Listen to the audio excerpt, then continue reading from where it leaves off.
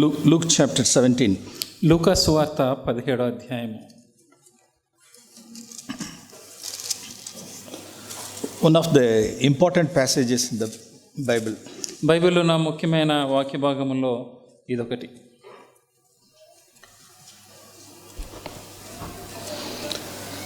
From verse 3 we read. 17 వచనం నుంచి మనం చదువుకుందాం. Please read. మీ విషయమే మీరే జాగ్రత్తగా ఉండుడి. నీ సహోదరుడు తప్పుదమ చేసిన ఎడల అతను గద్దించుము, అతడు మారుమనసు పొందిన ఎడల అతను క్షమించుము. Okay. See, உன் சகோதரன் உனக்கு விரோதமாக குற்றம் செய்தால் அப்படின்னு வாசிக்கிறேன். మీ సహోదరుడు మీకు విరోధముగా పాపము చేసిన ఎడల, తప్పిదము చేసిన ఎడల.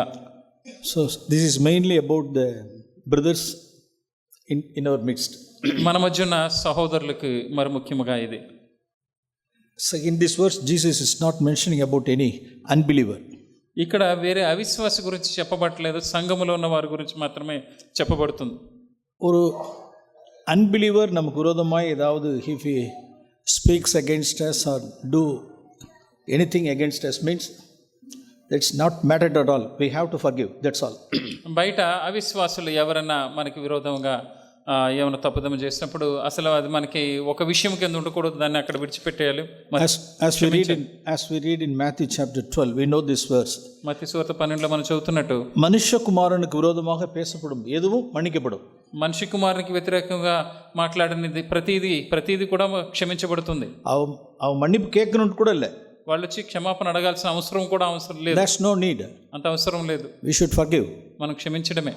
But in the case of Luke chapter 17, లూకా సువార్త 17వ అధ్యాయంకి వచ్చేసరికి, if your brother నీ సహోదరుడు உனக்கு விரோதமாய் குற்றம் செய்தால், నీకు విరోధముగా తప్పిదము చేసిన ఎడల rebuke him. అతను గద్దించుము. If he repents, అతను మారుమనసు పొందితే, say sorry brother அப்படி கேட்கும் பொழுது వచ్చి సారీ బ్రదర్ అని అడిగినప్పుడు forgive him అతన్ని క్షమింపవలెను அப்படிங்கறத verse 3 లో వాసిக்கிறோம். అది 13వ వచనంలో మనం చూస్తున్నాం. See, again we'll come back to this passage. ఈ వాక్య భాగానికి మరలా వద్దాం మనం. So there's one verse in Leviticus chapter 19.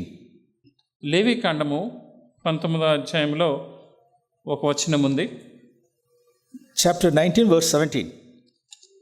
19వ అధ్యాయము 17వ వచనం. లేవి కాండము 19వ అధ్యాయము 17వ వచనం. So that's our responsibility. ఇది మన బాధ్యత. Luke chapter 19 Leviticus chapter 19 verse 17. లేవి కాండము 19వ అధ్యాయం 17వ వచనం. నీ హృదయంలో నీ సహోదరుని మీద పగబట్టకూడదు, నీ పొరుగు వాని పాపము నీ మీదకి రాకుండానట్లు నీవు తప్పక వాన్ని గద్దింపవలెను. తెలుగు ట్రాన్స్లేషన్ அந்த இடத்துல సంథింగ్ ఇట్స్ నాట్ కరెక్ట్. తెలుగులో ఇక్కడ కొంచెం సరిగా లేదు. In Tamil translation and in New King James Version it is written, அவன் மேல் பாவம் சுமராதபடி பிறன் மேல் பாவம் சுமராதபடி. అదే తమిళ తర్జమాలోను లేకపోతే న్యూ కింగ్ జేమ్స్ వెర్షన్లో కూడా ఏముందంటే, నీ పొరుగు వాని పాపము తన మీదకి రాకుండానట్లు. Regarding this verse there is a difference between even in NASB and NKJV. Can any one of you please read from NKJV? ఎన్ఎస్పికి ఎన్కేజేవికి కూడా ఈ వచనంలో కొంచెం తేడా ఉంది. ఎన్కేజేవి నుంచి ఎవరైనా చదవగలరా? First of all, we should not hate our brother. Then continue brother. You shall surely rebuke your neighbor. But here its word says brother. Because of him. Which verse? Which version? NKJV. Once again, please read. You shall not hate your brother in your heart. You shall surely rebuke your neighbor and not bear sin because of him. It's also. Yeah. We read in some other version. We read in some other version. Some other version. No. King James version. Upon him. Upon? Yeah. Yes. Not suffer sin upon him, King James version. King James version. Yeah, that's right. King James version. Yeah. Upon him. Yeah, upon him. Yes. That means we have such a responsibility to not to retain him in that sin. అంటే దాని అర్థము king James వర్షన్లో ఏముందంటే అతని మీదకి పాపము రాకుండానట్లు అతను గద్దింపవలను అని ఉంది. అంటే తన మీదకి పాపము రాకుండా చూసుకునే బాధ్యత మన మీద ఉంది. அதுதான் ஒரு மோட்டோவாக இருக்கணும். ஒருத்தவங்களை ரிபீக் பண்ணுறோம்னா it should be this motto. మనం ఎవరైనా గద్దిస్తున్నామంటే దాని ఉద్దేశము అదే అయి ఉండాలి. பிறர் மேல் பாவம் சுமராதபடிக்கு நாம் கண்டிக்கணும். నా సహోదరుడి మీదకి పాపము రాకుండానట్లు నేను అతన్ని గర్దించాలి. That's our duty. అది మన పని. But at the same time we should not hate him.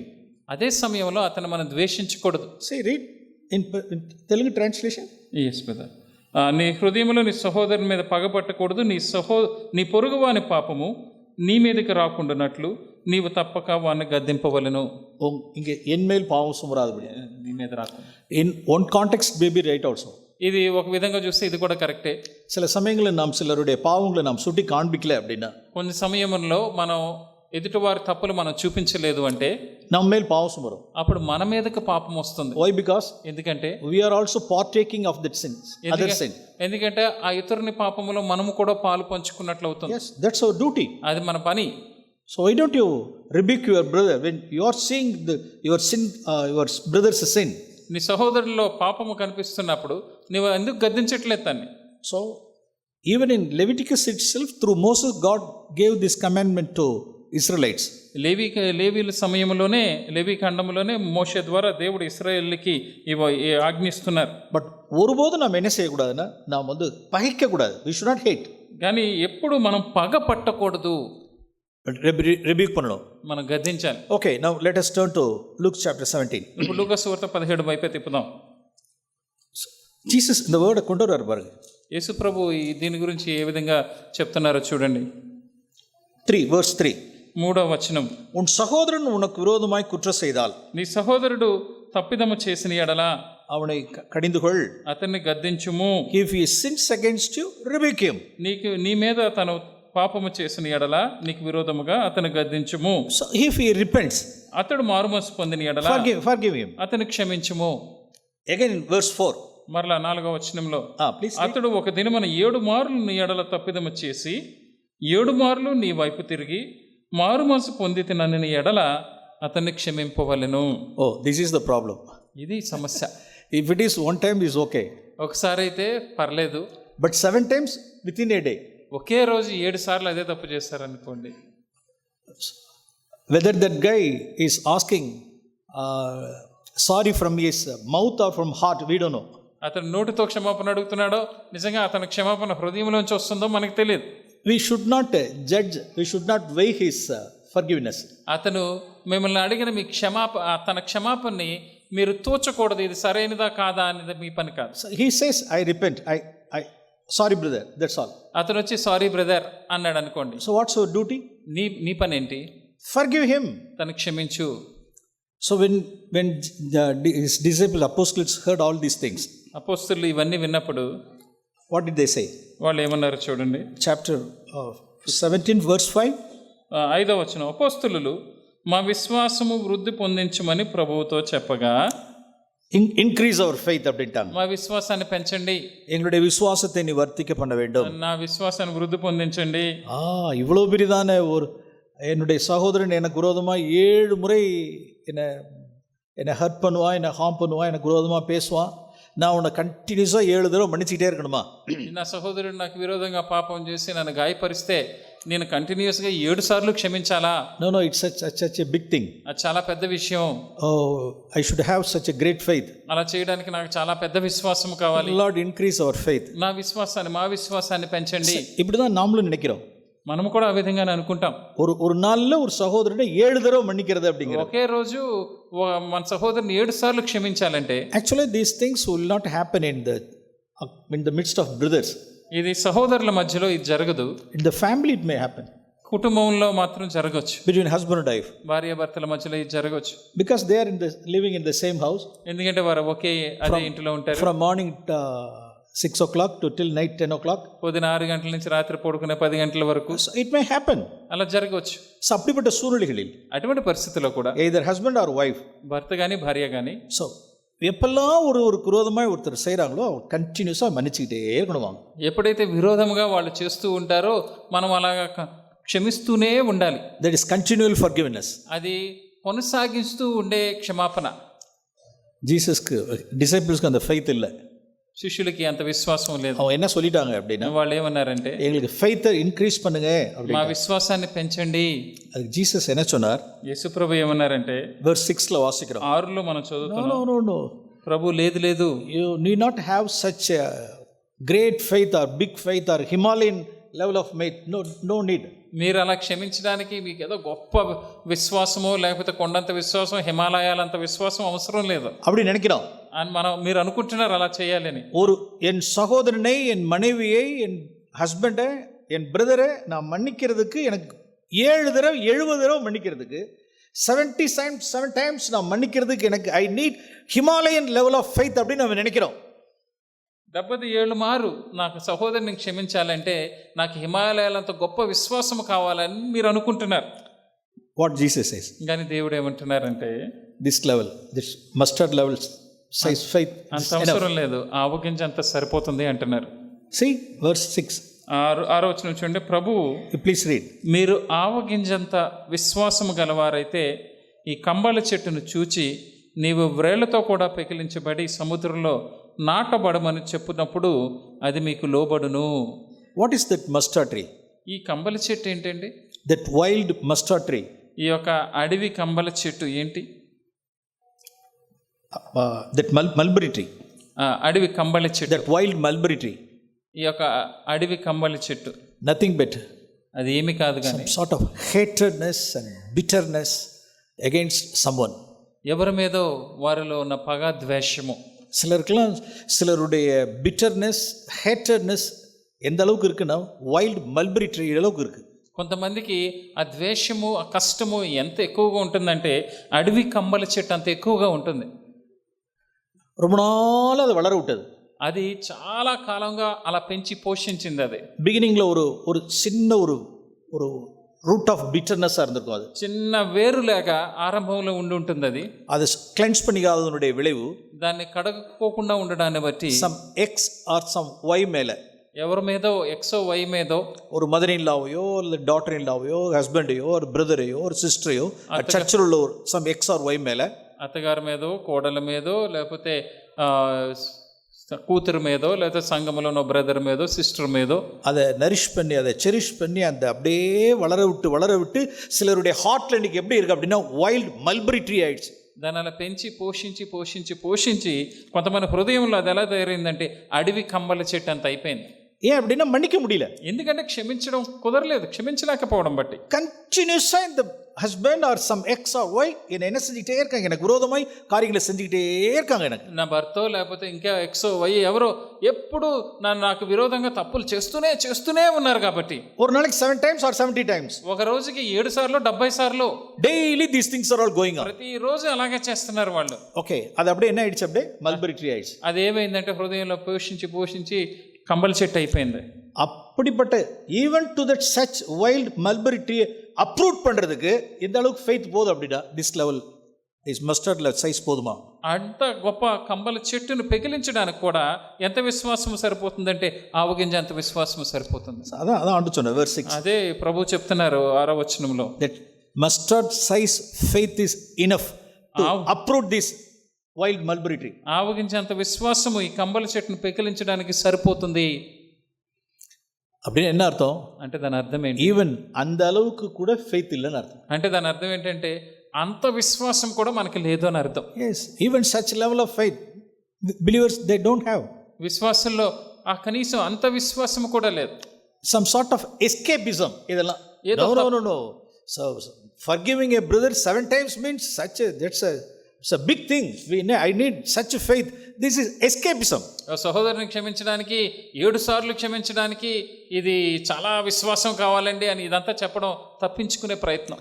But Jesus says the truth. నేను యేసు ప్రభు నిజం చెప్తున్నారు. This little faith is enough. ఇంత చిన్న విశ్వాసం సరిపోతుంది அப்படின்னு சொல்லிட்டு అలా చెప్పి in the same context again he narrates one parable. అదే సందర్భంలో ఇంకో ఉపమానాన్ని చెప్తున్నారు. he related that faith.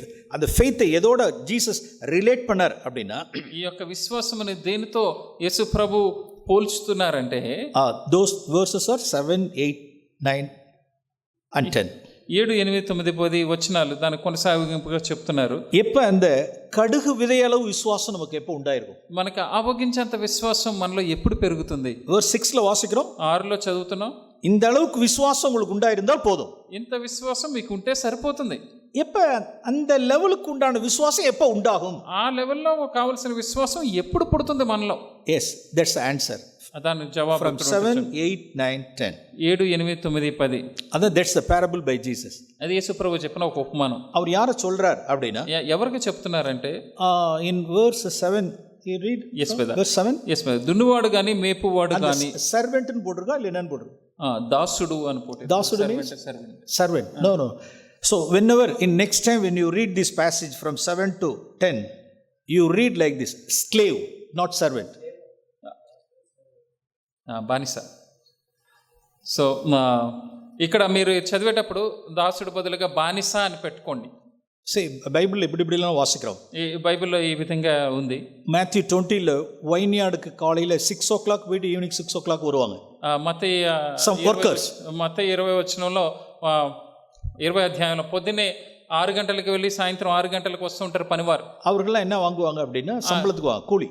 వాళ్ళందరూ ఏం తీసుకుంటారంటే కూలి తీసుకుంటారు. அவங்களுக்கு సాయంత్రం evening 6 o'clock their salary will be provided. సాయంత్రం 6 గంటలకి వాళ్ళకి కూలి ఇచ్చేస్తారు. ఓకే, ఇది ఒక టైప్ ఆఫ్ వర్కర్స్. ఇది ఒక రకమైన పనివారు. లూక్ 15లో జీసస్ சொன்ன இன்னொரு parable, లూకా 15లో యేసు ప్రభు చెప్పిన ఇంకొక அந்த prodigal son father அவங்களுடைய ఎస్టేట్ல ఆ యొక్క తప్పిపోయిన కుమారుడు తండ్రి ఆ ఎస్టేట్లో తండ్రి యొక్క ఎస్టేట్లో அவர் வீட்டுல நிறைய கூலிக்காரர்கள் இருக்காங்க. వాళ్ళ ఇంట్లో కూడా చాలా పనివారు ఉన్నారు. அவர் அங்கே தங்கி இருக்கிறவர்கள். వాళ్ళు అక్కడే పడుకునేవారు. But they are serving for money. కానీ వాళ్ళు ధనము కొరకు పని చేస్తున్నారు. அது ஒரு కేటగిరీ. అది వేరే రకము. காலையில 6 o'clock போயிட்டு ఈవినింగ్ 6 o'clock వరకు ஒரு కేటగిరీ. వాళ్ళు పొద్దున 6 గంటలకు వెళ్ళి సాయంత్రం 6 గంటలకు వచ్చే ఒక కేటగిరీ వాళ్ళు. அந்த ఎస్టేట్ல தங்கி இருந்து கூலிக்காக வேலை செய்யறவர்கள் அது ஒரு கேటగిరీ. ఆ ఎస్టేట్లో ఉండి డబ్బుల కోసం జీతం కోసం పనిచేసే వాళ్ళు వాళ్ళ ఒక కేటగిరీ. బట్ ఇంక சொல்றது யார் அப்படினா, ఇక్కడ ఎవరి గురించి చెప్పబడుతుందంటే స్లేవ్, బాండ్ స్లేవ్, బానిస, కట్టు బానిస, అడిమై, బాండ్ స్లేవ్, కట్టు బానిస. that fellow he was purchased from the slave market.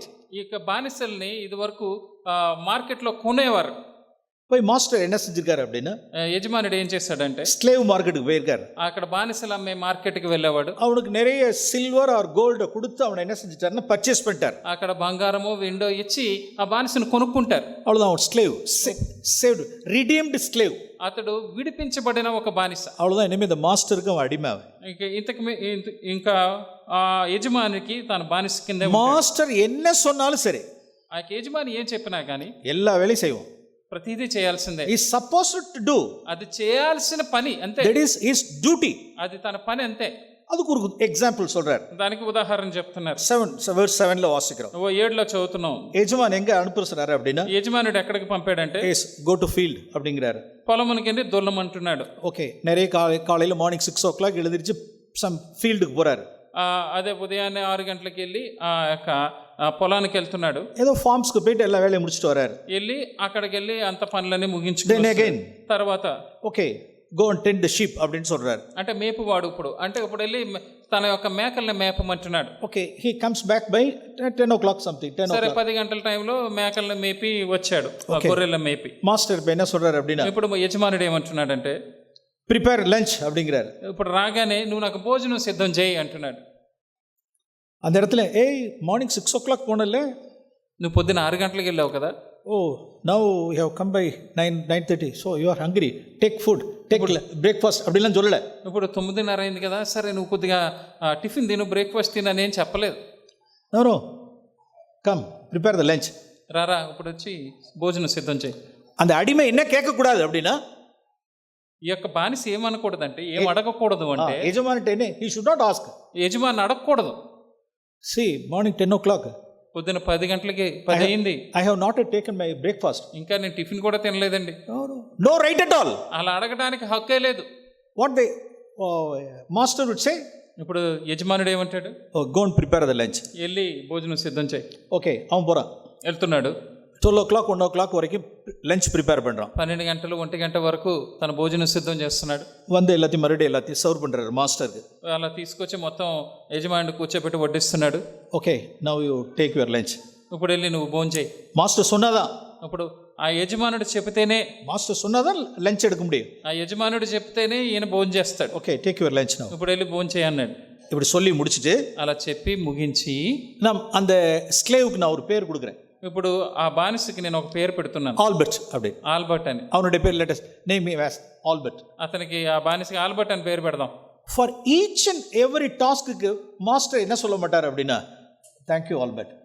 ప్రతి ఆయన థ్యాంక్ యూ ఆల్బర్ట్ చేసిన ప్రతి పనికి యజమానుడు, ఆల్బర్ట్ నాకు టిఫిన్ చేసావు, నీకు థ్యాంక్ యూ, ఆ పని చేసావు. ఫీల్డ్కి పోయిட்டு வர்றாரு, పొలానికి వెళ్ళి వచ్చావు, thank you Albert. Thank you Albert.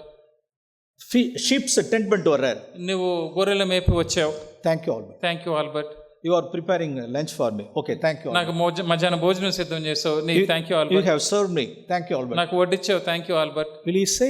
అలా అంటాడా? Say. So this is the context. ఇది అక్కడ రాయబడిన వృత్తాంతం. Now let us read now. ఇప్పుడు దాన్ని మనం చదువుదాం. Read it slowly. 7, 8 and 9. ఇప్పుడు 7, 8, 9 చదువుదాం. దున్నువాడు కానీ మేపువాడు కానీ మీలో ఎవరికైనా ఒక దాసుడుండగా వాడు పొలములో నుండి వచ్చినప్పుడు నీవు ఇప్పుడే వెళ్ళి భోజనం చేయమని వానితో చెప్పునా? ఓ சொல்லுவானோ? சொல்ல மாட்டான். చెప్పడు. சொல்ல மாட்டான். చెప్పడు. అంతేకాక so that time is now 10 o'clock, get your breakfast. no, சொல்லுவானோ? சொல்ல மாட்டான். 10 గంటలైంది, నువ్వు టిఫిన్ తిని అంటాడా? అనడు. அப்ப what about his breakfast? మరి తన టిఫిన్ సంగతి ఏంటి? what the master says, that's all. యజమానుడు ఏం చెప్తాడో ఇంకంతే. okay, then verse 8. తర్వాత 8వ వచనం. అంతేకాక నేను భోజనము చేయుటకే ఏమైనాను సిద్ధపరిచి నడుము కట్టుకుని నేను అన్నపానమును పుచ్చుకునే వరకు నాకు పరిచారము చేయము. okay, you serve me. నాకు అటు తర్వాత నీవు అన్నపానములు పుచ్చుకొనవచ్చునని వానితో చెప్పును గాని. ఓకే நம்ம என்னெல்லாம் சொன்னோமோ అదే verse 7 and 8. ఇప్పుడు మనం ఏమి చెప్పుకున్నామో అదే 7, 8 వచనాలు. okay, now verse 9. 9వ వచనం చూద్దాం. ఆ దాసుడు ఆజ్ఞాపించబడిన పనులు చేసినందుకు వాడు దయ చూపెనని వానిని మెచ్చునా? அப்படினா he showed me grace, he will appreciate the master by for showing me grace. Let's read from verse in English. simply saying thank பண்ணுவானோ? yes brother. yes brother. okay, நாம் அதே மாதிரி சொல்லுவோம். ఆ దాసుడు తనకు ఆజ్ఞాపించిన పనులన్నీ చేసి నాకు దయ చూపునని తన కృతజ్ఞత చెప్పునా? செய்ய மாட்டானே. అతను తన దాసునికి దయ చూపడు. செய்ய மாட்டான். దయ చూపుడు அப்படின்னா என்ன అర్థం? அப்படின்னா దాని అర్థం ఏంటంటే ஒரு బాండ్ స్లేవ్కి என்ன கிடையாது அப்படின்னா என்ன రైటే கிடையாது அப்படின்னா he should not expect thanks. ఒక కట్టు బానిసకి ఏ హక్కు లేదు అంటే థ్యాంక్స్ అని చెప్పించుకునే హక్కు కూడా లేదు. Now how many people we are expecting thanks?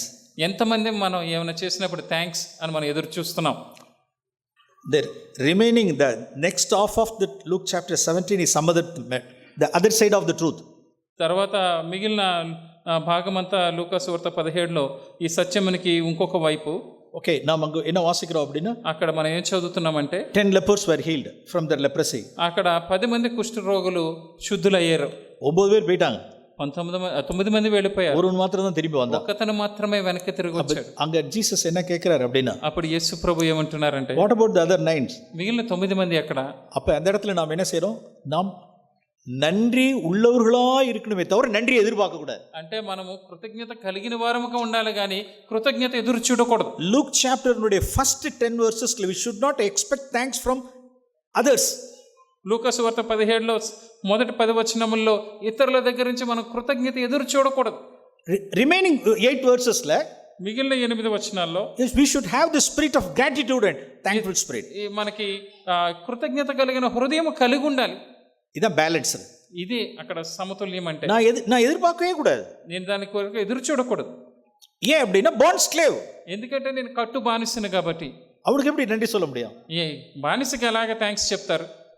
அவன் எதற்கே அவன் நன்றி உள்ளவனா இருக்கிறான் என்றால் ఆయన దేనికి కృతజ్ఞత కలిగి ఉన్నాడంటే మాస్టర్ యజమానుడు for very long time I have been under the bondage of that's sin மார்க்கெட்னுடைய ஸ்லேவா நான் இருந்தாங்க. యజమానుడా, నేను ఎంతో కాలముగా ఈ పాపపు మార్కెట్లో ఒక బానిస కింద ఉన్నాను ఎన్నో సంవత్సరములుగా. என்னுடைய இந்த சின் மார்க்கெட்னுடைய மாஸ்டர் என்ன அவ்வளவோ ஒரு டைரண்ட் ஃபெலோவா இருந்து என்ன நடத்தினா என்ன. అక్కడ ఆ పాపపు మార్కెట్లో ఉన్న నా యజమానుడు ఎంతో కఠినుడు కింద ఉన్నాడు. கிரேஷியஸா என்ன நீங்க ரெடி பண்ணீங்க. నువ్వు ఎంతో దయతో నన్ను వాని దగ్గర నుంచి విడిపించావు. அதுக்கு நான் நன்றி உள்ளவனா இருக்கிறேன். దానికి నేను కృతజ్ఞత కలిగి ఉన్నాను. உம்மிடத்துல போய் நன்றி எதிர்பார்ப்பனா? అలాంటిది మీ దగ్గరికి వెళ్ళి మీరు నాకు థ్యాంక్స్ చెప్పాలని ఎదురు చూస్తానా? இந்த ஆட்டிடியூட் அந்த ஸ்லேவுக்கு உண்டு. ఇటువంటి వైఖరి ఈ బానిసకి ఉంది. அவன் எதை மறக்கல அப்படின்னா, ఆయన ఏమో మర్చిపోలేదంటే, where I am redeemed. నేను ఎక్కడ నుంచి విడిపించబడ్డాను అన్నది మర్చిపోలేదు. yes, where was I. నేను ఎక్కడ ఉన్నాను ఒకప్పుడు அவனுக்கு தெரியும். அவனுக்கு అతనికి తెలుసు తన హృదయంలో, oh, this gracious master redeemed me. ఈ గొప్ప దయగలిగిన నా యజమానుడు నన్ను విడిపించాడు. praise the lord. Praise the Lord. அவருடைய வீட்ல, అతని గృహములో, அவருடைய ஹவுஸ்ஹோல்ட் மத்தியில, తన కుటుంబీకుల మధ్యలో நான் ஒரு born slave. నేను ఒక కట్టు బానిస కింద ఉంటాను. I will never expect any thanks from anyone. ఎవరి దగ్గర నుంచి కూడా నేను థ్యాంక్స్ అని ఆశించను. even dear sisters, ప్రియమైన సహోదరులు కూడా, there are some wives. కొంతమంది భార్యలు ఉన్నారు. சில மனைவிமார்கள் சில புருஷர்கிட்ட இப்படி சொல்லுவாங்க, కొంతమంది భార్యలు భర్తలతో ఈ విధంగా అంటూ ఉంటారు, நீங்க எனக்கு நன்றி எழுதாலா இருக்கணும். నువ్వు నాకు కృతజ్ఞుడవై ఉండాలి. சில மனைவிமார்கள் இருக்காங்க அப்படி. కొంతమంది భార్యలు ఉన్నారు అలా. நேரம் வேற ஒரு ஒய்ஃப் அவங்களுக்கு கிடைச்சிருந்ததுன்னா கதை தெரிஞ்சிருக்கும். వేరే వాళ్ళు నీకు భార్యగా దొరుకుంటే అప్పుడు అర్థమయ్యేది నీకు, நான் உங்களுக்கு மனைவியா கிடைச்சேன், నేను నీకు భార్యగా దొరికాను, அதனாலதான் இன்னைக்கு நீங்க இப்படி நடந்து போறீங்க. நீங்க అందుకే నువ్వు ఇలా తలెత్తుకుని నడుస్తున్నావు. நன்றி எழுதலா இருங்க. నాతో కృతజ్ఞత కలిగి ఉండు. నా విషయం எனக்கு நீங்க கிரேட்ஃபுல்லா இருக்கணும். నువ్వు నాకు ఎప్పుడు కృతజ్ఞుడవై ఉండాలి. சில மனைவிகள் வாயை திறந்தே சொல்லுவாங்க. కొంతమంది భార్యలు నోరు తెరిచే చెప్తారు అలా. அவங்களுக்குலாம் என்ன இதே லூக் 17 எப்படி இருக்கு அப்படின்னா, sin squared plus cos squared அப்படிங்கிற மாதிரி இருக்கு. లూకా సువార్త 17వ అధ్యాయం sin square theta plus cos square theta అలాగే ఉంది వాళ్ళకి. ఇంకా ట్రిగ్నామెట్రీ மாதிரி இருக்குது. అది ట్రిగ్నామెట్రీ లాగా. இது அவங்களுக்கு இன்னும் விளங்கவே இல்லைன்னா, ఇది ఇంకా అర్థం అవ్వలేదు అని దాని అర్థం. இந்த ஸ்லேவுக்கு ஏன் அந்த ஸ்பிரிட் இல்லை அப்படின்னா, ఈ బానిసకి ఎందుకు ఆ ఆత్మ లేదు అంటే, அவனுடைய எங்கேருந்து அவன் ரிடீம் பண்ணப்பட்டாங்கிறது அவனுக்கு தெரியும். ఎక్కడి నుంచి విడిపింపబడ్డాడో తనకి తెలుసు. என்ன மாஸ்டர் எப்படி மீட்டெடுத்தாருன்னு தெரியும். తన యజమానుడు ఎలాగ తను విడుదల చేశాడో తెలుసు. அந்த மாஸ்டர், அந்த டைரண்ட் சின் மாஸ்டருக்கு அடியில் நான் எவ்வளவு கட்டப்பட்டிருந்தேங்கிறது எனக்கு தெரியும். కఠినుడైన ఆ యజమానుడి దగ్గర నేను ఎలా కట్టబడి ఉన్నానో నాకు తెలుసు. ஓகே, அவன் இந்த வீட்டுக்கு வந்தோம், இந்த ஹவுஸ் ஹோல்டுக்கும் இந்த எஜமானனுக்கும் அவன் என்னவா இருக்கிறான் அப்படின்னா, ஒரு ஸ்லேவா இருக்கான். ఆ ఇంటికి వచ్చి ఆ యజమానుడికి ఆ ఇంటి వారికి ఎలా ఉన్నాడంటే ఒక బానిస కింద ఉన్నాడు. ஓகே, இதை தான் சொல்றாரு. அவங்க எது கேட்டதுக்கு, அவங்க கேட்ட டிசிபிள்ஸ் கேட்ட கேள்வி என்ன, இன்க்ரீஸ் அவர் ஃபெய்த் அப்படின்னு. ఈ శిష్యులు అడిగింది ఏంటి, మా విశ్వాసాన్ని పెంచండి అని అడిగారు. அதுக்கு ஜீசஸ் சொன்னதான பேரபிள் தான் அது. దానికి యేసు ప్రభు చెప్పిన ఉపమానం ఇది. அப்ப என்ன சொல்ல வர்றாரு அப்படின்னா, అంటే ఆయన ఏం చెప్పదలుచుకున్నారంటే, verse 10 పదవచనము, అటువలే మీరును మీకు ఆజ్ఞాపించబడినవన్నీ చేసిన తర్వాత మేము నిష్ప్రయోజకులమైన దాసులము, మేము చేయవలసినవే చేసి ఉన్నామని చెప్పుడనెను. அதை வாசிக்கும் பொழுது கூட நாம் இன்னொரு தடவை అన్వర్తి స్లేవ్ அப்படின்னு படிச்சா நல்லா இருக்கும். నిష్ప్రయోజకమైన బానిసలము అని రాసుకుంటే, ఐ మీన్ అన్వర్తి స్లేవ్, నేను ప్రయోజకులమైన செய்ய வேண்டிய கடமை, మేము చేయవలసినదే. எது செய்ய வேண்டிய கடமை? మనం చేయవలసినది ఏంటి? Yes, go back to verse 4. 4వ వచనానికి వెళ్ళండి. మనం చేయవలసింది ఏంటో అది. அதான் செய்ய வேண்டிய கடமை. అదే మనం చేయవలసినది. This is the context. Out of we should not go out of the context. మనం ఈ యొక్క కాంటెక్స్ట్ బయట ఆలోచించకూడదు. ఇక్కడ ఏ కాంటెక్స్ట్ లో చెప్పబడుతుందో దాన్నే ఆలోచించాలి. In the context it says, ఈ యొక్క కాంటెక్స్ట్ లో ఏం చెప్తున్నారంటే, if your brothers commit sin against you, నీ సహోదరుడు నీ మీద నీకు వ్యతిరేకంగా పాపం చేసి, forgive him even 7 times if he తను 7 repents. మార్లు క్షమించు. That is செய்ய வேண்டிய கடமை. నువ్వు చేయవలసిన పని అది. our duty, అది మన పని. supposed to do. మనం చేయవలసింది అది. ஏன் அப்படின்னா, ఎందుకంటే you are a born slave. నువ్వెందుకంటే నువ్వు కట్టు బానిసవు కాబట్టి. 10,000 talents உனக்கு மன்னிக்கப்பட்டிருக்கு. 10,000 తలాంతులు నీ మీద క్షమించబడ్డావి కాబట్టి. precious blood கொடுத்து ஆண்டவர் பர்ச்சேஸ் பண்ணி இருக்கிறார். ప్రశస్తమైన రక్తమును ఆయన ఇచ్చి నిన్ను కొన్నారు కాబట్టి. ஆகையினால அப்ப நான் என்ன செஞ்சாகணும் அப்படின்னா, நான் செய்ய வேண்டிய கடமை. అప్పుడు నేనేం చేయాలంటే నేను చేయవలసిన పని క్షమించడం. சில பேர் எப்படி நினைக்கிறாங்க அப்படின்னா, சிலர் அநேகர் many people, అనేక మంది ఏమనుకుంటారంటే, சிலர் எப்படி மன்னிக்கிறார்கள் என்றால், ఎలా క్షమిస్తారు అంటే, ஏதோ they are showing some favor அப்படிங்கிறது மாதிரி நினைக்கிறாங்க. వారికి ఏదో మేలు చేస్తున్నట్లుగా క్షమిస్తారు. పో పో మనిషి పో. సరే క్షమించంలే, వెళ్ళిపో. అర్రగెన్స్ అంత గర్వము. పోడా మనిషి పో, క్షమించాను వెళ్ళిపో. ఇట్స్ అర్రగెన్స్. అంత అహంకారం. you are not showing any, you are not doing any favor. నువ్వేదో మేలు చేయట్లేదు వాళ్ళకి. you are supposed to do. నువ్వు చేయాల్సిన పని అది కడமை. అది నీ పని, నీ ధర్మము. you are a redeemed slave. నువ్వు విడిపించబడిన బానిసవు. அதை మறந்துறோம் நம்ம. అది మర్చిపోతున్నాం మనం. అది simply we forget. అది ఊరికినే మర్చిపోతున్నాం తేలిగ్గా. ఇది let it be a revelation to you. ఇది మనకు ప్రత్యక్షతగా ఉండను గాక. இங்க இருக்க கூடாது. అది ఇక్కడ కాదు. ஸோ யாரெல்லாம் அவருடைய bloodstream spirit and soul யாரெல்லாம் ஐ எம் ரிடீம்டு ஸ்லேவ் அப்படிங்கிற யாருக்கு அந்த சிந்தை இருக்கோ, ఎవరైతే ఆ యొక్క రక్త మాంసములతో ఉన్నవారు నేను విడిపింపబడిన కొనబడిన బానిసన ఆలోచన ఉంటుందో, అన్వర్తీని నిனைக்கிறார்களோ, నేను నిష్ప్రయోజకమైన వాడిన ఎవరికైతే ఉంటుందో, వేర్ వాస్ ఐ, నేను ఎక్కడ ఉన్నాను ఒకప్పుడు, எனக்கு எவ்வளவு பர்ச்சேஸ் பண்ணப்பட்டிருக்குங்கிறத நினைவுல வைத்துக் கொள்கிறார்களோ, నన్ను కొనడానికి, నన్ను విడిపించడానికి ఎంత ఖర్చు అయిందో అనే ఆలోచన ఉంటుందో, అకార్డింగ్ టు దిస్ passage, ఈ వాక్యానుసారంగా there we see two things. ఇక్కడ మనం రెండు చూస్తాం.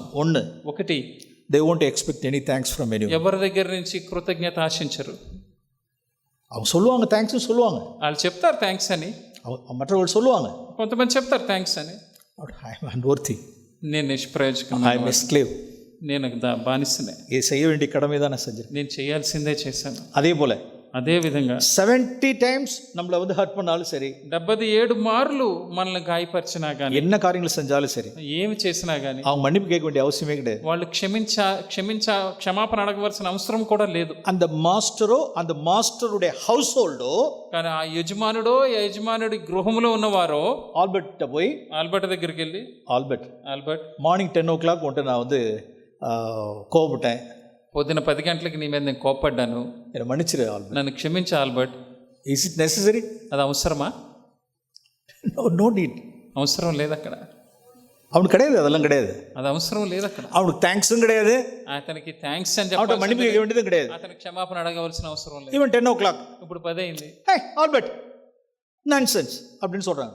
ఇప్పుడు 10 గంటలకి ఏంటి ఆల్బర్ట్ నాన్సెన్స్ ఇలా చేస్తున్నావు, రాకా, స్టూపిడ్ అని తిడతారు. కమ్ మ్యాన్, ఇట్రా, அப்படி கோபப்படுறான்னு வச்சு, ఇలా కోపడ్డారు అనుకోండి, హౌస్ హోల్డ్లో யாராவது ఆ ఇంట్లో ఎవరో అలాగా அப்படி சொல்றாங்க, అలా అంటున్నారు. ఆ ఇంట్లో వాళ్ళు ఎవరో, యజమానుడి ఇంట్లో వాళ్ళు, సారీ ఆల్బర్ట్ వచ్చి, సారీ ఆల్బర్ట్, நான் விட்டு ஷவுட் பண்ணிட்டேன், నేను నీ మీద అరిచాను. there's no need to ask to ఆల్బర్ట్ని అలా అడగాల్సిన అవసరం కూడా లేదు.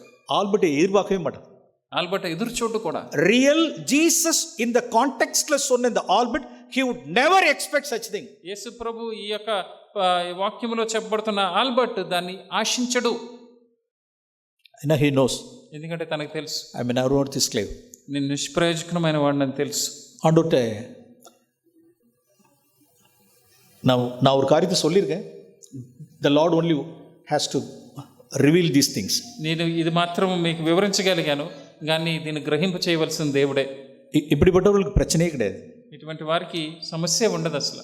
கர்த்தர் நம்ம ஒருவருக்கு கிருபையா இருப்பாராக, దేవుడు మనకి తన కృప చూపును గాక, இரக்கம் செய்வாராக, దేవుడు కనికరము చూపును గాక. Now let us turn to 2 Timothy chapter 2. 2 తిమోతికి రాసిన 2వ పత్రిక, 2 Timothy chapter 2. తిమోతికి రాసిన 2వ పత్రిక 2వ అధ్యాయము. Morning we saw that verse. పొద్దున మనం ఆ వచనాన్ని చూసాం. 19వ వచనం. கர்த்தர் தம்முடையவர்களை அறிவார், ప్రభు తన వారిని ఎరుగును, அவருடைய நாமத்தை சொல்கிறவன் அநியாயத்தை விட்டு விலக கடவன். ప్రభు నామమును ఒప్పుకునేవాడు ప్రతివాడును దుర్నీతి నుండి తొలగిపోవలెను. இங்க என்ன அந்த இனிக்விட்டி அப்படின்னா, ఇక్కడున్న ఈ యొక్క దుర్నీతి ఏంటంటే பிறரை மன்னிக்காம இருக்கிறது, ఇతరులను క్షమించకుండా ఉండేది. அருமையானவர்களே, ప్రియమైన వారలారా, நாம் பியூர் டெஸ்டிமனி ஃபார் கிரைஸ்ட் அப்படின்னு சொல்றோம். మనం క్రీస్తు కొరకు పవిత్రమైన సాక్ష్యం కలిగిన వారికి ఉండాలని. இந்த ஹாலில் உள்ள ஒருவர் கூட என்ன செய்யக்கூடாது, யார் மேலேயும் நம்ம மேலே ஒரு பிட்டர் ஆட்டிடியூட், ஒரு அன்ஃபர்கிவ் ஆட்டிடியூட் யார் மேலே இருக்கக்கூடாது. ఈ హాల్లో ఉన్న మనందరికీ ఏ విధంగా ఉండాలంటే ఎవరి మీద కూడా మనం క్షమించలేని తనము ఎక్కడా ఉండకూడదు. One who confesses his name, ఆయన నామమును ఒప్పుకున్న ప్రతివాడు yes, he has to depart, abstain from this iniquity of that is bitterness. ఈ దుర్నీతి నుండి ఆ యొక్క చేదైన తత్వము నుంచి తొలగిపోవాలి. தேவன் அக்கிரம சிந்தை நம்முடைய இருதயத்தில் இருக்குமானால் தேவன் நம்முடைய ஜெபத்தை செவிகொடார். అతిక్రమం మన హృదయంలో ఉంటే దేవుడు మన పాపము మన ప్రార్థన వినడు. இந்த அநியாயத்தை விட்டு நாம் விலக கடவும். ఈ యొక్క అన్యాయం నుంచి మనం బయటకు రావాలి. ஆண்டவரே எனக்கு அந்த விசுவாசத்தை தாங்க. ప్రభువా నాకు కావాల్సిన విశ్వాసం దయచేయి. நான் இவ்வளவு நாட்களா எனக்கு நிறைய ஃபெய்த் வேணும்னு நினைச்சிருந்தேன். பெரிய ஃபெய்த், கிரேட் ஃபெய்த் வேணும்னு நினைச்சிருந்தேன். ప్రభువా ఇన్ని సంవత్సరములు నేను ఎంతో విశ్వాసం గలవాడిని అని నేను అనుకున్నాను. எனக்கு இந்த அளவுக்கு ஃபெய்த் இருந்தா போதும். నాకు ఇంత విశ్వాసం ఉంటే సరిపోతుంది. அது யார்கிட்ட இருக்கும்? అది ఎవరి దగ్గర ఉంటుంది? Those who are all having the sober estimate about themselves. తమ గురించి తమకి ఎంతో తక్కువైన ఆలోచన కలిగిన వారికి ఉంటుంది. நம்ம எண்ணுகிறதுக்கு மிஞ்சி நம்மள எண்ணுவோமானால் మనము అనుకోవాల్సిన దానికంటే మన గురించి మనం ఎక్కువగా நம்மள்ட்ட அந்த ஃபெய்த் இருக்காது. మనకు అంత విశ్వాసం ఉంది. ஜீசஸ் 2 பேரை கோட் பண்ணார். యేసు ప్రభు ఇద్దరి గురించి చెప్పారు. ஒருவன் வந்து 100க்கு அதிபதி செஞ்சுரியன்ஸுடைய ஃபெய்த்தை குறித்து சொன்னார். ఒక శతాధిపతి గురించి తనకున్న విశ్వాసం గురించి చెప్పారు. இன்னும் ஒரு கானானிய ஸ்திரியை குறித்து சொன்னார். ఇంకొక కానానీయురాలైన ఒక స్త్రీ గురించి చెప్పారు. இவர் 2 பேருடைய ஃபெய்த் எக்ஸ்ட்ராடினரி ஃபெய்த். వారిద్దరికి ఉన్నది అతీతమైన విశ్వాసము. எப்படி? ఎందుకు? அவர் 2 பேருக்கு என்ன தாட் இருந்துச்சு அப்படின்னா, వాళ్ళిద్దరికి ఏమని తెలిసిందంటే மனத்தாழ்மையா இருந்தவர்கள். వాళ్ళు ఎంతో దీనులుగా ఉన్నవారు. தங்களை குறித்து ஒரு மனத்தாழ்மையா இருந்தவர்கள். వారి గురించి వారు ఎంతో తక్కువగా ఊహించుకున్నారు. சொல்றான், I am a man under authority அப்படி. నేను అధికారం కింద ఉన్నవాడిని. I am a man under authority. నేను అధికారం కింద ఉన్నవాడిని. எஸ், கனானிய ஸ்திரியை குறித்து ஆண்டவர் சொன்னார். కనాను స్త్రీ అంటుంది. ஜீசஸ் ஒரு காரியத்தை ஒரு கமெண்ட் கொடுத்தார். యేసు ప్రభు అక్కడ ఒక మాట అన్నారు ఆవిడ. Yes, he didn't get offended about that comment. ఒక మాట అనగానే దాని నుంచి అభ్యంతర పడిపోలేదు కానానీయురాలు. ஏன் இந்த மாதிரிலாம் பேசுறீங்கலாம் கேட்கல. ఏంటి ఇలా మాట్లాడుతున్నారు అని అనలేదు. தன்னை அப்படியே அவளுக்குள்ள ஒரு தாழ்ந்த சிந்தை இருந்துச்சு. తన్ను అలాగే తగ్గించుకుంది. அப்ப எதுவும் தான் ரிலேட்டட் அப்படின்னா, ఏది సంబంధించినదంటే யாரெல்லாம் தங்களுடைய ஸ்பிரிட்ல those who are poor in spirit, ఎవరైతే ఆత్మ విషయమే దీనులుగా ఉంటారో அவர்கிட்ட தான் அந்த ஃபெய்த் இருக்கும். వారికి ఆ విశ్వాసం ఉంటుంది. அந்த ஃபெய்த் இல்லாததுனால தான் ఆ విశ్వాసం లేకపోవడానికి நிறைய சூழ்நிலைகள் நம்மள என்ன செய்ய முடியல. கர்த்தர் இந்த சூழ்நிலையில் ஆளுகை செய்கிறார் அப்படிங்கிறது நமக்கு ஃபெய்த் இல்லாம போயிடுது. అందుకే ఆ విశ్వాసం లేకపోవడం బట్టి దేవుడు ఈ పరిస్థితిలో మనకి సహాయం చేస్తారనే విశ్వాసం లేకుండా நம்மளுடைய திங்ஸ் நிறைய காரியங்களுக்குலாம் ஆன்சர் கிடைக்காம போறப்ப டிலேட் ஆன்சர்ஸ் வரும்பொழுது நாம் ரெஸ்ட்லெஸ்ஸா இருக்கோம். మనం ప్రార్థన చేసే అనేక వాటికి జవాబులు చాలా రాకపోవడం లేకపోతే ఆలస్యంగా రాకపోవడాన్ని బట్టి మనం ఎంతో ఆందోళన చెందుతున్నాం. நம்மளுடைய ட்ரையல்ஸ்லயும் ஹார்ட்ஷிப்ஸ்லயும் நம்ம வந்து ரெஸ்ட்லெஸ்ஸா இருக்கோம். మన శ్రమల్లోనూ మన ఇబ్బందుల్లోనూ మనం నెమ్మది లేని వారి కింద ఉంటున్నాం. எஸ், கர்த்தர் இருக்கிறார். దేవుడు చూస్తున్నారు, ఉన్నారు ఆయన. எஸ், கர்த்தர் the lord is, அவர் இருக்கிறார். ఆయన ఉన్నవాడు, ఆయన ఎప్పుడు ఉంటారు. எல்லாத்தையும் he will take care of my everything. ప్రతిదీ ఆయన చూసుకుంటారు. நாளைய தினத்தை குறித்து கர்த்தர் பார்த்துக்கொள்வார். నా ఆలోచనలు కూడా ఆయన చూసుకుంటారు. either poverty, నా దారిద్ర్యమైన or financial any crises, నా ఆర్థిక సంబంధమైన కష్టమైన, அல்லது சிக்னஸா இருக்கட்டும், లేకపోతే వ్యాధి అయినా, அல்லது சில்ட்ரன்ஸோட ப்ராப்ளமா இருக்கட்டும், లేదా పిల్లల సమస్య అయినా, அல்லது இன்னைக்கு நிறைய த்ரெட்டன், இன்னைக்கு கம்ப்யூட்டர் வேர்ல்ட்ல இருக்கிற ஒரு வேலை ஐடி உள்ளவர்களுக்குலாம் ஒரு பெரிய த்ரெட். இன்னைக்கு ఇప్పుడు ఐటీలో ఉన్న వాళ్ళకి ఎంతో హెచ్చరికలు ఉన్నాయి. whether I may lose my job, ఉద్యోగం పోతుందేమో, என்னாகுமோன்னு சொல்லிட்டு பயம், ఏదో అవుతుందని భయం, கவலைகள், చింత, ஃபியூச்சர் குறித்த கவலைகள், భవిష్యత్తు గురించి அல்லது கடன் எக்கச்சக்கமான கடன் இருக்கு, லோன் எக்கச்சக்கமான லோன் இருக்கு எனக்கு, చాలా ఎక్కువైన అప్పు, எஸ், சிக்னஸ் குறித்த பயம், లేకపోతే వ్యాధి గురించి భయం. ஏன் அந்த ஃபெய்த் இருக்கிறது இல்ல? ఎందుకు విశ్వాసం లేదు? கர்த்தர் இருக்கிறார். He is my loving father. ప్రేమించే తండ్రి ఉన్నారు ఆయన. எஸ், நான் நிம்மதியா இருக்க முடியும், நான் இளைப்பாறுதலா நான் இருக்க முடியும். మనం ఎప్పుడు నెమ్మదిగా ఉండొచ్చు. அப்படிங்கிற ஃபெய்த் ஏன் அநேக சூழ்நிலையில் இருக்கிறது இல்ல? ఎందుకు అటువంటి విశ్వాసం అనేక పరిస్థితుల్లో మనకు లేకుండా ఉంది? மற்றவர்களை மன்னிக்கிறதுக்கு மாத்திரம் இல்ல, మన ఇతరులు క్షమించడం మాత్రమే కాదు, நம்முடைய வாழ்க்கையிலோட நிறைய ட்ரையல்ஸ் அண்ட் ஹார்ட்ஷிப்ஸ் வழியா போகும்பொழுது we need such tremendous faith. మనం ఎప్పుడు ఇటువంటి కష్టముల ద్వారా దుఃఖముల ద్వారా వెళ్తున్నప్పుడు కూడా ఇటువంటి అతీతమైన విశ్వాసం మనకు కావాలి. எல்லாத்துக்குமே பேஸ் என்ன அப்படின்னா, ప్రతి దానికి పునాది ఏంటంటే நாம் மனத்தாழ்மையா இருக்கிறதா, మనం దీనులుగా తగ్గించుకుని ఉండడమే. I am unworthy. ప్రభువాని నిష్ప్రయోజకమైన వాడు. காலையில கேட்டது போல அந்த ஜீரோக்கு கூட ஒரு சர்க்கிள்க்கு அந்த ரிம் இருக்கு. మనం ఈ ఉదయకాలం విన్నట్టు ఆ యొక్క సున్నాకు కూడా రిమ్ ఉన్నట్టు, எஸ், அது கூட இல்ல, అది కూడా ఉండకూడదు. சரி, லாஸ்ட் ஆஃப் த வேர்ஸ் சொல்லி நான் முடிக்க விரும்புகிறேன். ఈ వచనం இவரிடத்துல மட்டும்தான் என்ன இருக்கும் அப்படின்னா ஃபெய்த் இருக்கும். ఇటువంటి వారి దగ్గర మాత్రమే విశ్వాసం ఉంటుంది. அங்கே தான் ஃபெய்த் ரெஸ்ட் ஆகும். అక్కడే విశ్వాసం నిలిచి ఉంటుంది. சில சூழ்நிலையில் ஃபெய்த் இல்லைன்னு சொல்கிறோம். మన కొన్ని పరిస్థితులు విశ్వాసం లేదు We have to find out the reason why I don't have faith. ఎందుకు నాకు విశ్వాసం లేదనే కారణం మీరు కనుగొనాలి. ఏదో somewhere I'm pride. ఎక్కడో నాలో గర్వం There ఉంది. is pride in us. మాలో గర్వం ఉంది. Spiritual pride in us. ఆత్మ సంబంధమైన గర్వం ఉంది. యెషయా చాప్టర్ యెషయా గ్రంథము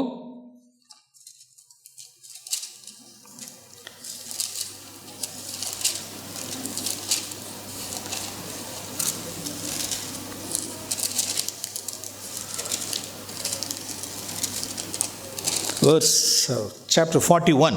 41వ వచనం 41వ అధ్యాయము Not 41, 40. 40వ అధ్యాయము 40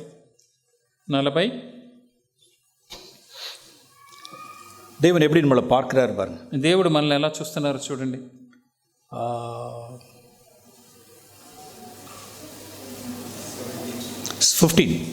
15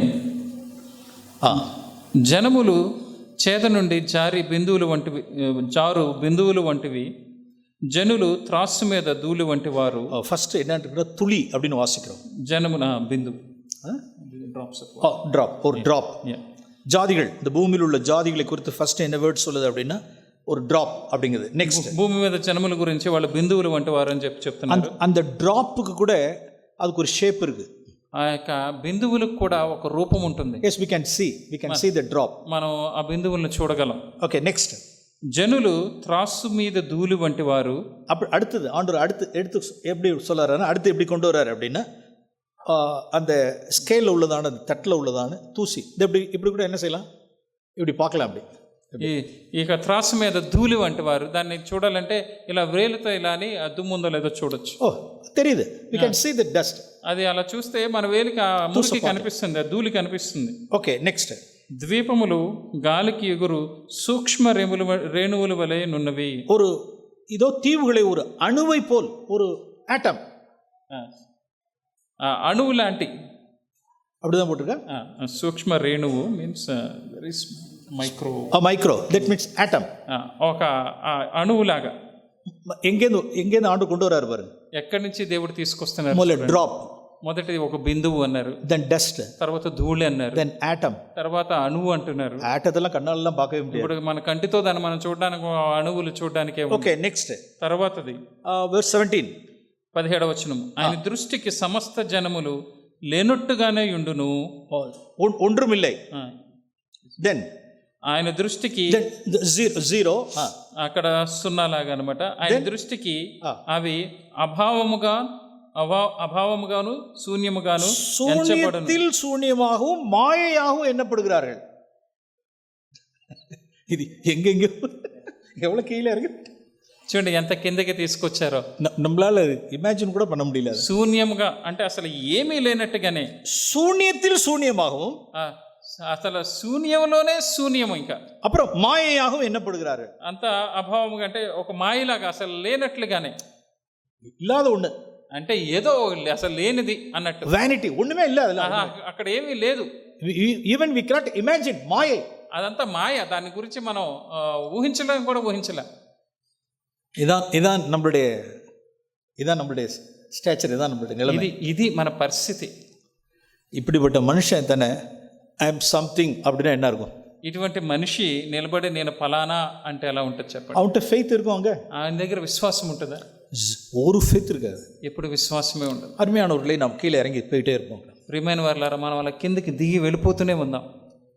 డ్రాప్ இல்லை, ఒక నీటి బొట్టు, డస్ట్ இல்லை, తర్వాత ధూళి, ఆటమ్ இல்லை, తర్వాత అణువు, జీరో இல்லை, తర్వాత సున్నా, జీరోల రిమ్ இல்லை, జీరోకి రిమ్ము కూడా లేదు. శూన్యத்தில் శూన్యం మాయే, ఇంకా శూన్యకే శూన్యము, ఇంకా అందులో ఒక మాయ.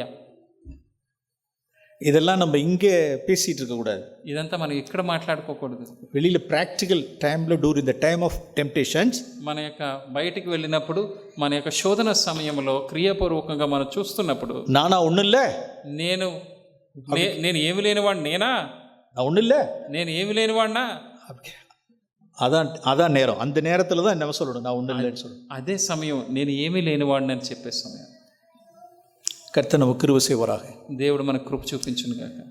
இந்த சிந்தை உடையவர்களாக இருக்கும் பட்சத்தில் அன்வர்த்தியை நாம் பார்க்கும் பொழுது தேவனுடைய பெரிதான அந்த விசுவாசத்தை தேவன் நமக்கு வைப்பார்.